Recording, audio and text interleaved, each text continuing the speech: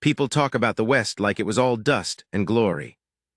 Like every man who wore a gun was iron on the outside, and iron on the inside, too. Like every woman who crossed an ocean and walked into a frontier town did it because she was fearless. They weren't fearless, none of them were. I know because I kept the ledger. Not the town ledger that belonged to Mayor Holt, and half of it was lies anyway. I mean my own.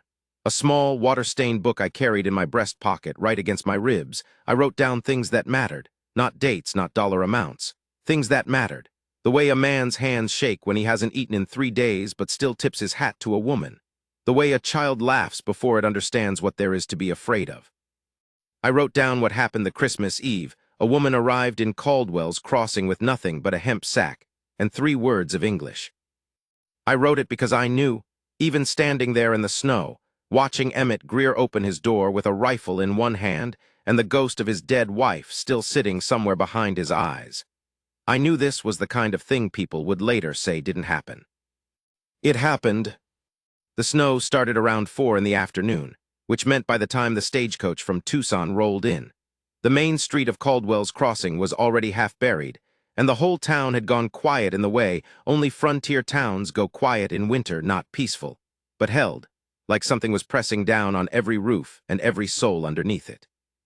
I was sitting at my usual table in Brennan's supply store, which served as a post office, a lending library of 6 books, and on cold nights, a gathering room for men who had nowhere better to be. I had my ledger open.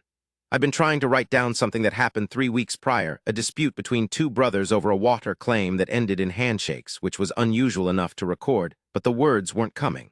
I kept writing the first sentence and crossing it out. The stagecoach bell rang. Old Brennan looked up from behind his counter, where he'd been pretending to inventory tobacco. "Late," he said, which was his way of saying something's wrong. I closed my ledger and went to the window. The coach had stopped crookedly in the street, one wheel having caught a rut under the snow. The driver was already climbing down, cursing in 2 languages. 2 passengers stepped out, a salesman I recognized from a prior visit, clutching a sample case to his chest, and a man in a reverend's collar who moved like his knees hurt him. Then, after a pause long enough that I thought the coach was empty, a 3rd figure stepped down. She was small, that was the first thing. Not short exactly, but contained, like someone who had learned to take up only the space she was given. She wore a dark quilted coat that was wrong for this cold, too thin, more suited to the coast than the high desert winter. Her hair was black and pinned under a cloth that was coming loose in the wind. She carried a hemp sack over one shoulder, and she stood in the street, looking at Caldwell's crossing the way. A person looks at a thing they've been told about but didn't quite believe. I wrote her in my ledger that night, small woman, Chinese, arrived Christmas Eve, looked at the town like she was memorizing it. What I didn't write down, because I didn't know it yet, was what she was running from. Her name, I would learn later, was Mei Shu. She'd come from San Francisco, before that from Guangdong province, before that from a life I can only piece together from fragments she let fall over the weeks that followed. She spoke almost no English when she arrived. A few words: water, please, thank you. She'd written 3 more on a scrap of paper in case she needed them. Shelter, work, medicine. She showed that paper to the first person who approached her, which was Deputy Cal Merritt, who was 23 years old and had never been east of New Mexico, and looked at the paper like it was a legal document he was expected to notarize. He looked around for help, found me watching through the window, waved. I put my coat on. By the time I got to her, Mei Shu had already figured out that Cal Merritt wasn't going to be useful. She was scanning the street with a kind of methodical calm that I found striking, not the calm of someone who wasn't afraid, but the calm of someone who had already decided that fear was a resource she couldn't afford to spend. "Do you speak English?" I asked, because I didn't know what else to lead with. She looked at me. Her eyes were steady and dark, and had the particular quality of someone who was already tired of being underestimated. She held out the paper. "Shelter, work, medicine." "All 3, I asked. A beat, then she held up 2 fingers. "Shelter and medicine, not work, not yet." I wrote that down later, too. The distinction mattered, though I didn't know why until the end of part 2. The problem was this: Caldwell's Crossing had no inn. We had Brennan's, which wasn't an inn. We had the church, which Father Mallory kept warmer in spirit than in temperature. We had 6 homes that belonged to families who were, in the particular arithmetic of frontier suspicion, unlikely to take in a Chinese woman on Christmas Eve without some kind of, and I hate this word, but it's honest, authorization from someone they trusted. That left Emmett Greer. I want to tell you I came up with another option first. I want to tell you I thought through the problem carefully, consulted my ledger, weighed the variables. I didn't. The moment Mei Shu shivered, one single involuntary shiver she immediately suppressed. Pressing her lips together like she was angry at her own body for giving that away, I thought of Emmett, and I thought, that house is warm and he owes me. He didn't actually owe me anything, but I told myself he did because I needed the nerve. Emmett Greer had been the fastest gun in 2 counties before his wife, Clara, died of fever 3 years prior. After Clara, he quit the county sheriff's position, moved to the edge of town into a house that sat at the end of a road no one had reason to use, and more or less dared the world to come find him. The world mostly obliged him by not bothering. He still wore the gun. Old habit or armor, I was never sure which. He chopped his own wood, kept a small garden in summer, traded pelts twice a year at Brennan's, and spoke to people only when speech was unavoidable. He was 41 years old and looked 60, not from the years exactly, but from the weight of a particular kind of grief that doesn't metabolize. It just sits in a man and changes his face slowly, like weather on stone. I had spoken to him maybe a dozen times in 3 years, once about a fence dispute, once when he found a lost child on the road and brought her to town without fanfare, just set her down at Brennan's counter and said, "Found this," and left. That second time I'd written in my ledger, actually, there's more still alive in there than he wants anyone to know. I was about to test that hypothesis. The walk to Emmett's house took 12 minutes in the snow. Mei Shu walked beside me without complaint. She watched everything, the shape of the buildings, the arrangement of the street, a dog sleeping under a porch overhang, a child's paper star hanging in a window, watching like she was building a map. Not a map of the town, I don't think. A map of whether it was the kind of place that would let her live in it. I didn't try to make conversation. My ledger-keeping habit had taught me that silence is sometimes the most honest thing 2 people can offer each other. At Emmett's gate, a simple wooden post and rail with no latch, just a rope loop, I stopped. "I should warn you," I said to Mei Shu, who obviously couldn't understand me. "He's going to open that door with a gun, and he's going to look at you like you're a problem, and he's going to say no before I finish asking. And then I'm going to remind him that I know about the 3 bottles of sour mash he bought at Brennan's last February and never declared to the Temperance Committee." I paused. "That's not an honorable negotiating position. I want you to know I'm aware of that." Mei Shu watched my face while I spoke. When I finished, she said one word, the first English word she'd spoken to me directly. "Okay," she said. Like she'd understood every bit of it, or like it didn't matter, or both. I unlooped the gate. Emmett opened the door with a rifle, just as predicted. He was in his work shirt and braces, and there was firelight behind him, and for a half-second before his expression closed up, he looked, not threatening exactly, but interrupted, like we'd knocked on the door of something private. "Harlan," he said to me, then he looked at Mei Shu. "No. I haven't asked anything yet. You were going to ask if she could stay here. She needs shelter and medicine." The cough, I hesitated, because I hadn't mentioned the cough to myself yet, but I'd heard it on the walk over. Low, contained, the kind of cough you make when you've been making it so long you've stopped being embarrassed by it. "She's not well, Emmett." He looked at her again. Mei Shu looked back at him with that same steady dark-eyed patience she'd turned on the deputy and on me and on the whole town of Caldwell's Crossing. She did not flinch. She did not plead. She just waited, like she'd gotten very good at waiting and intended to continue. Something moved across Emmett Greer's face. I wrote about it later, and I still can't name it exactly. It wasn't sympathy quite. It wasn't recognition quite. It was something older and less clean than either of those words. He stepped back from the doorway. "One night," he said, "till the snow passes." Mei Shu stepped inside. She paused just over the threshold and looked back at me. Then she looked at Emmett, not at his face, at his hands, at the rifle which he was already setting against the wall. She looked at those empty hands for a moment. Then she said in careful, deliberate English, "Thank you." And Emmett Greer, who hadn't been thanked by anyone in 3 years, didn't say a word. But he closed the door gently, not like a man ending a conversation. like a man beginning one. I stood in the snow outside that house for a minute before I walked back to town. The wind had died down. Through the window I could see the orange flicker of the fire, and two silhouettes, one small and still, one tall and uncertain. I opened my ledger. I wrote Christmas Eve. Emmett let her in, don't know what that costs him yet. Then I walked home.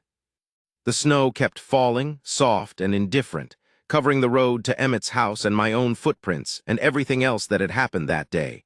The way it covers everything in this country eventually, not to erase it, but to make you look harder. I gave them 2 days before I went back. Not because I wasn't curious. I was, intensely, the kind of curious that sits behind your sternum and hums. But I'd learned from years of ledger keeping that the most important things happen in the space between observations. You watch too closely and you change what's there. You give it room and it shows you something true. Also, if I'm honest, I was a little afraid of what I'd find. The most likely outcome was that Mei Shu had slept one night on whatever Emmett offered her by way of a cot or blanket, and by morning he'd handed her some provisions and pointed her toward the road, and that was the end of the story. The second most likely outcome was that she tried to leave on her own and made it as far as the edge of town before the cold brought her back. The third outcome, the one I couldn't stop thinking about, was something I didn't have a name for. Something that lived in the way Emmett had closed that door, gently. I went back on December 27th. The snow had settled, not melted, so the road to Emmett's was a white channel between two walls of pine shadow, and the tracks in it were old and undisturbed. No one had come or gone, which told me they were both still inside. I knocked. Emmett opened the door. No rifle this time. He looked at me with the particular expression of a man who has been interrupted in the middle of something complicated and hasn't decided yet whether to be annoyed about it. "Harland, how's she doing?" A pause. "Come in." The house was different. I don't mean physically. It was the same 4 rooms, the same rough-hewn table, the same photograph of Clara on the mantelpiece that Emmett never covered and never moved. But the air was different. There was something on the stove, some kind of broth with ginger in it. I smelled the ginger before I identified it. And there were 2 cups on the table, and there was a folded cloth on the armchair by the fire that looked like it had recently been used as a blanket, and then folded with unusual precision. Mei Shu was sitting at the table. She had a piece of paper in front of her and a stub of pencil. She was writing something, and when she saw me she stopped, but not with the startled quality of someone doing something private. More like the pause of someone who is used to being interrupted and has learned to be patient about it. "She write?" I asked Emmett. "She writes something every morning," he said. "Don't know what it is, she don't either." He stopped, corrected himself. "She doesn't explain it." I sat down across from Mei Shu. She looked at me, and then, with the same deliberate patience she seemed to bring to everything, she slid the paper across the table. It was a list, or what I took to be a list. The characters were Chinese and I couldn't read them, obviously. But they were arranged vertically, about 15 entries, and some of them had marks next to them. Checks, or something like checks. Names, I guessed. She shook her head. She thought for a moment, the pencil moving between her fingers in a small, restless motion that was the only restless thing about her. Then she wrote something in English beneath the characters, slowly, with the careful pressure of someone who has practiced each letter separately. "Things I carry."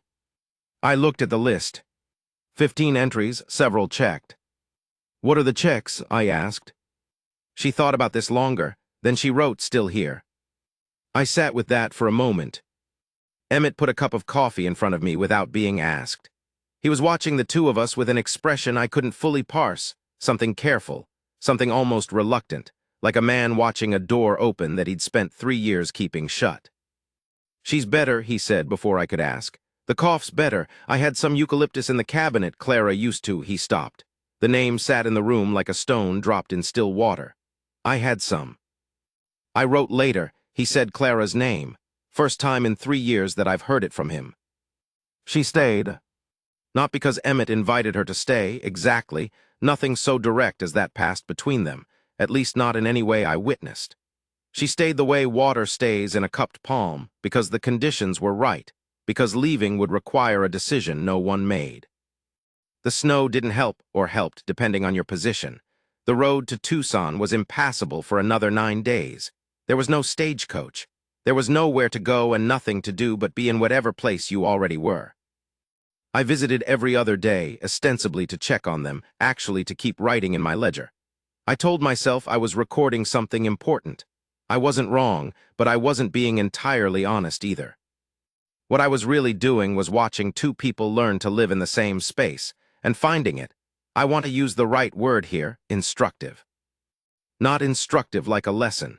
Instructive like a fire. You don't analyze it while you're watching it, you just stand there in the warmth of it, and later you understand what it taught you. They developed a language of their own that had almost nothing to do with English.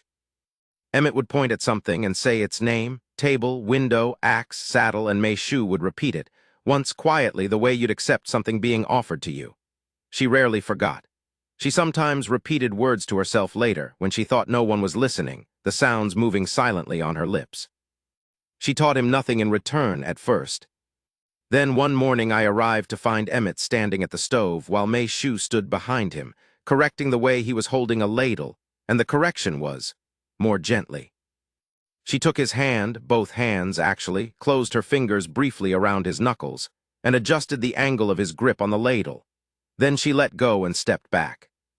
He didn't say anything. He stirred the pot more gently. I wrote it down. I wrote it exactly as I saw it. I didn't explain it. The complication came on the 4th day of January. A man rode into town named Burl Ashford, which I mention only because what's important isn't him, exactly, but what he carried. Word from San Francisco that the railroad company was offering $200 to any man who brought in a Chinese woman matching a certain description who had jumped a work indenture contract and fled east. Ashford wasn't a lawman. He was a finder, the polite word for it. He set up at Brennan's and started asking questions, and within 2 hours the town knew why he was there, and within 4 hours the town had formed its own quiet, invisible parliament about what to do about it.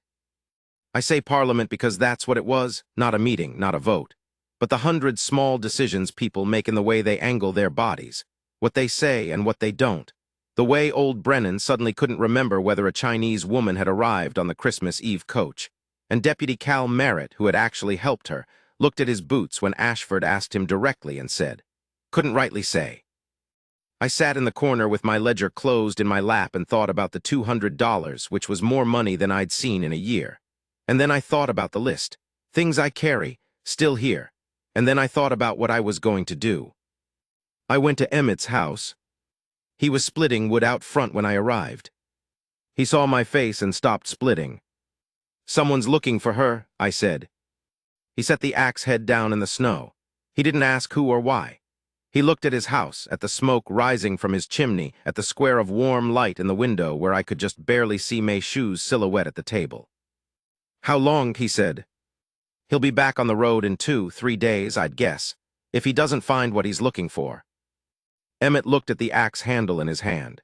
He had the same expression I'd seen on his face the night she arrived, that older, less clean thing I still couldn't name.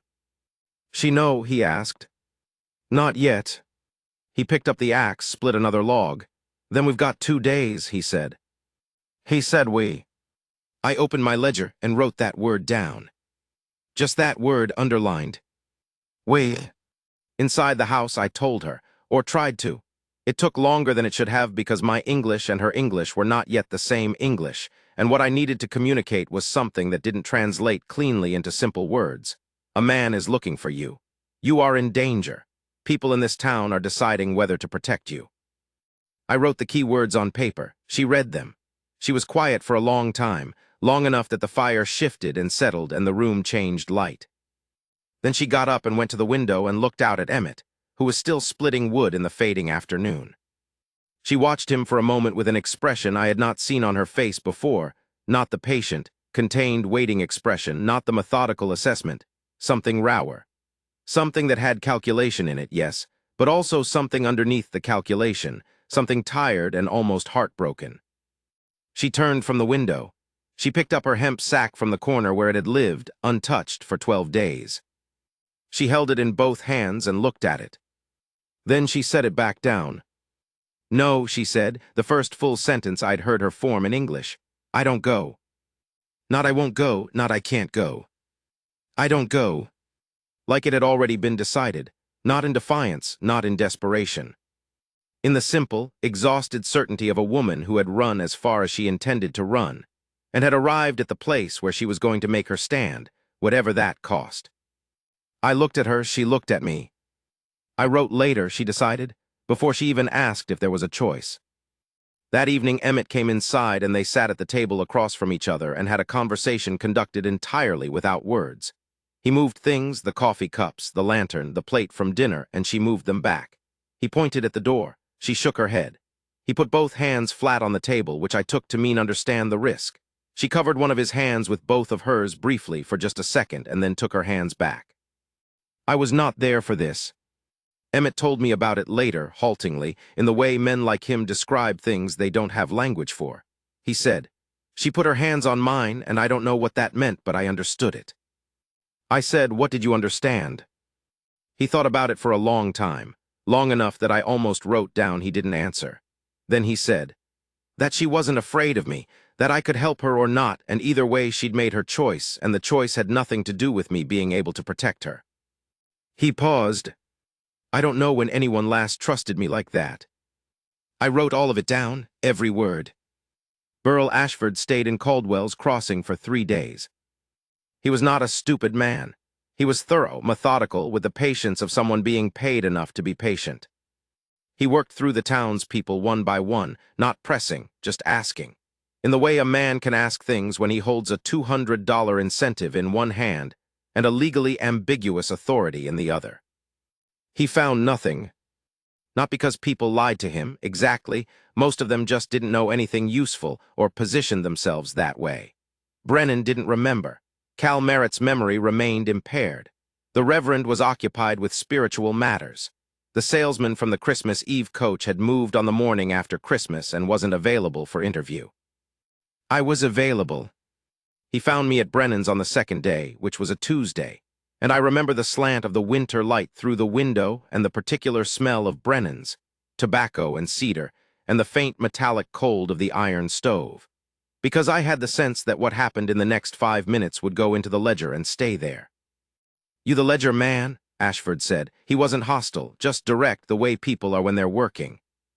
"I keep a personal journal," I said, "if that's what you mean. People in town say you know everything that goes through here.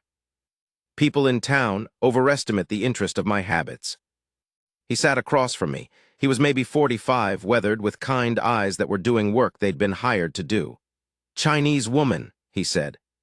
"Small black hair, dark coat. Arrived here around Christmas." I looked at him. "Why are you looking for her?" "Indenture contract. Her employer has a legal." "I know what an indenture contract is," I said. "I asked why you are looking for her." He was quiet for a moment, the kind of pause that tells you a man is deciding what version of the truth he wants to give you. $200, he said. "That's why I'm looking for her." I appreciated the honesty. I wrote it down later. I thought about it the whole time we were sitting there. Here is what I thought about. The way Mei Shu had set the hemp sack down. The list, things I carry, still here. Emmett saying I don't know when anyone last trusted me like that. The ginger in the broth and the careful fold of the blanket, and the sound of her voice. 2 simple words.